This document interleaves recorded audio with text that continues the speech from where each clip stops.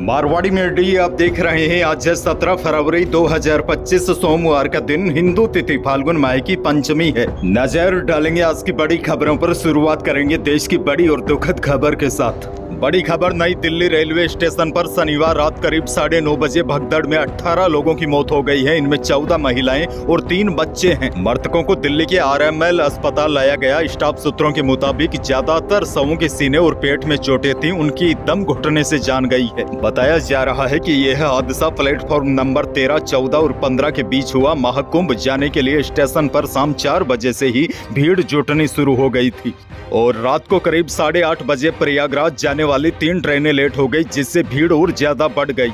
इसके बाद क्या हुआ, प्रयागराज जाने वाली गाड़ी का प्लेटफॉर्म 14 से 16 नंबर बदला गया। इससे भगदड़ मच गई, यानी कि स्टेशन पर भीड़ काफी ज्यादा थी। 3 ट्रेनें लेट हो गई थी, भीड़ और बढ़ गई थी। उसके बाद अनाउंसमेंट हुआ कि प्लेटफॉर्म 14 पर आने वाली गाड़ी 16 नंबर पर आएगी, जिसके बाद सभी लोग प्लेटफॉर्म 16 के लिए भागने लगे। इसी दौरान भगदड़ मच गई। अब बड़ी खबर यह है, हादसे की जाँच के लिए 2 सदस्यीय कमेटी बनाई गई है। इसमें उत्तर रेलवे के 2 अधिकारी नरसिंह और पंकज गंगवार को शामिल किया गया है। कमेटी ने नई दिल्ली रेलवे स्टेशन के सभी CCTV वीडियो फुटेज को भी सुरक्षित करने का आदेश दिया है। वहीं हादसे को लेकर मुआवजे का ऐलान किया गया है। मृतकों के परिजनों को 10-10 लाख रुपए मुआवजे का ऐलान किया गया है। गंभीर रूप से घायल लोगों को 2.5 लाख रुपए मुआवजे का ऐलान किया गया है। बहरहाल आगे बढ़ेंगे। देश की एक और बड़ी खबर, महाकुंभ में कल रविवार की छुट्टी के चलते जबरदस्त भीड़ रही। भीड़ को काबू में करने के लिए चेन बनाकर पुलिसकर्मी भीड़ के आगे चलते रहे। इससे भीड़ धीरे धीरे आगे बढ़ती रही। दरअसल भगदड़ जैसी स्थिति से बचने के लिए यह नया तरीका अपनाया जा रहा है। भीड़ की वजह से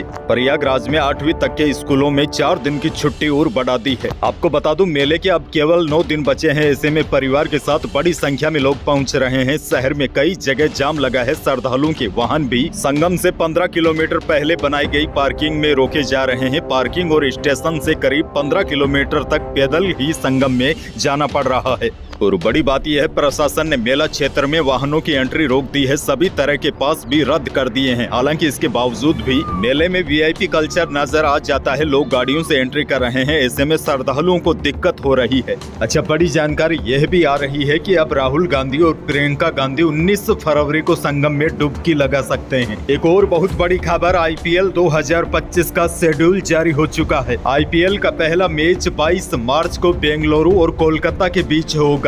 63 दिनों में कुल 74 मुकाबले होंगे। फाइनल ईडन गार्डन में खेला जाएगा। और बड़ी जानकारी आपको यह भी दे दूं, राजस्थान रॉयल्स के 7 मुकाबले होम ग्राउंड पर खेलने का मौका दिया है, लेकिन इनमें से सिर्फ 5 मैच ही जयपुर के सवाई मानसिंह स्टेडियम में खेले जाएंगे। 2 मैच राजस्थान रॉयल्स के दूसरे होम ग्राउंड गुवाहाटी असम में होंगे। इंडियन प्रीमियर लीग सीजन 2025 में राजस्थान रॉयल के कुल 14 मुकाबले होंगे। इन 14 मुकाबलों में से 7 मैच राजस्थान रॉयल्स को होम ग्राउंड पर खेलने का मौका मिलेगा। बाकी मुकाबले राजस्थान रॉयल्स की टीम अलग अलग टीमों के होम ग्राउंड पर खेलती हुई नजर आएगी। बड़ी जानकारी यह है, IPL 2025 की शुरुआत हो रही है। पहला मैच 22 मार्च को होगा। आगे बढ़ेंगे। राजस्थान से बहुत बड़ी खबर, सांसारिक जीवन को छोड़कर राजस्थान के 5 युवक और युवतियां दीक्षा लेंगे।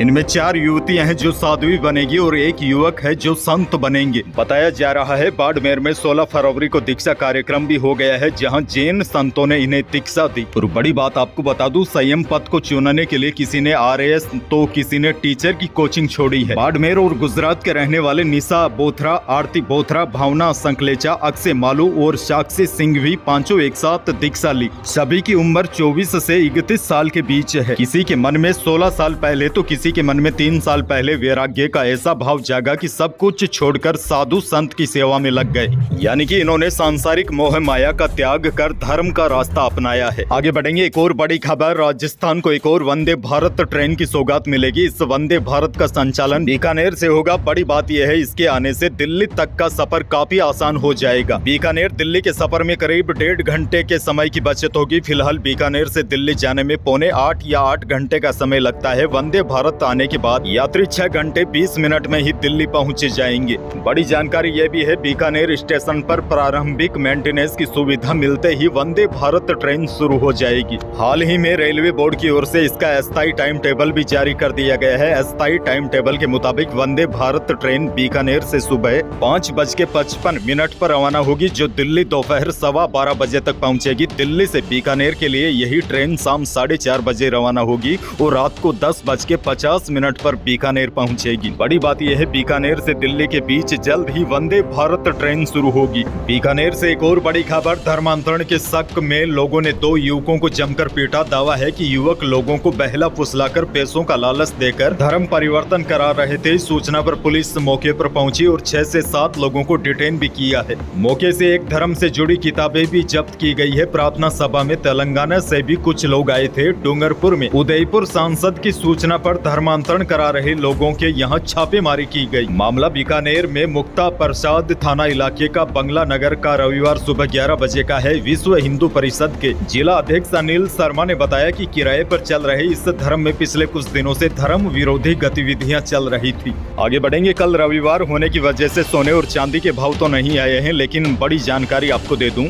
12 कृषि उपज मंडी में शनिवार को गेहूं की रिकॉर्ड भाव पर नीलामी हुई है। मंडी में गेहूं 3450 रुपए प्रति क्विंटल के सर्वाधिक उच्चतम भाव में बिका। मंडी में शनिवार को नए गेहूं तथा धनिये की भी दस्तक हुई। नई जिन्सों की आवक से व्यापारियों में उत्साह है, वहीं भाव में उछाल की वजह से किसान भी खुश है। हालांकि आपको बता दूं, दोनों ही जिन्सें निकटवर्ती मध्य प्रदेश के किसानों द्वारा बिकवाली के लिए लाई गई। आगे बढ़ेंगे। सीकर से बड़ी खबर, सीकर जिले में लोक परिवहन बस को सीएनजी सिलेंडर से भरे ट्रक ने टक्कर मार दी। टक्कर होते ही ट्रक से तेजी से गैस लीक होने लगी। इससे बस में सवार यात्रियों में हड़कंप मच गया।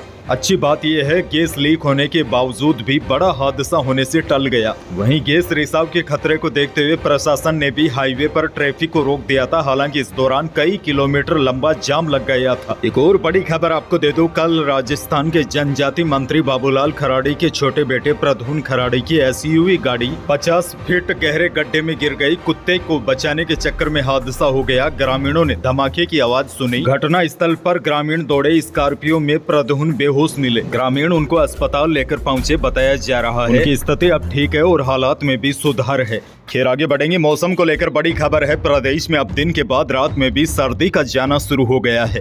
वेस्टर्न हवा के प्रभाव से पश्चिमी जिलों के कई शहरों में रात का न्यूनतम तापमान भी अब 14 डिग्री सेल्सियस से ऊपर ही दर्ज हो रहा है। बड़ी बात यह है, मौसम विशेषज्ञों ने आज भी राज्यों में तापमान में बढ़ोतरी होने और दिन में गर्मी बढ़ने की संभावना जताई है। हालांकि कल यानी कि 18 फरवरी से प्रदेश के मौसम में कुछ बदलाव देखने को मिल सकता है। पश्चिमी और पूर्वी राजस्थान के जिलों में कहीं कहीं पर हल्के बादल छा सकते हैं और कुछ स्थानों पर बूंदाबांदी होने की भी संभावना है। यानी कि एक कमजोर पश्चिमी विक्षोभ एक्टिव हुआ है, जिसकी वजह से आप देख रहे होंगे बादल वगैरह छा रहे हैं। हालांकि बताया जा रहा है कि यह सिस्टम उतना ज्यादा मजबूत नहीं है। ऐसे में इस सिस्टम के असर से कल और परसों कहीं कहीं पर हल्की बारिश या फिर बूंदाबांदी होने की संभावना है।